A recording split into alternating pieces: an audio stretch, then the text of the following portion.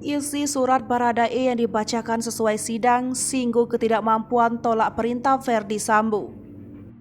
Barada Richard Eliezer membacakan sebuah surat yang ia tulis di Rutan Bareskrim seusai sidang di Pengadilan Negeri Jakarta Selatan, Selasa 18 Oktober 2022. Dalam surat itu, Baradae menyampaikan permohonan maaf pada keluarga Brigadir Nofriansah Yosua Huta Barat atas perbuatannya.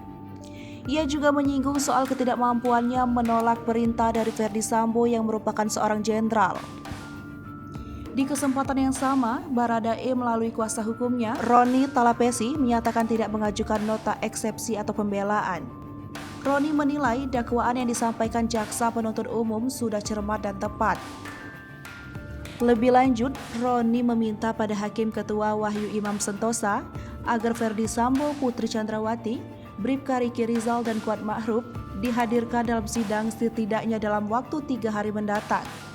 Menjawab permintaan pihak Baradae, Wahyu Imam menegaskan keempat saksi tersebut memang akan dipanggil ke persidangan. Namun kata Wahyu Imam tidak dalam waktu dekat.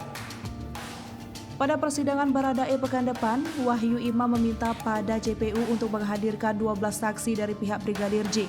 Di antaranya adalah Kamarudin Simanjuntak, Samuel Huta Barat, Rosti Simanjuntak, Maha Reza Rizky, hingga kekasih almarhum Vera Mareta Simanjuntak.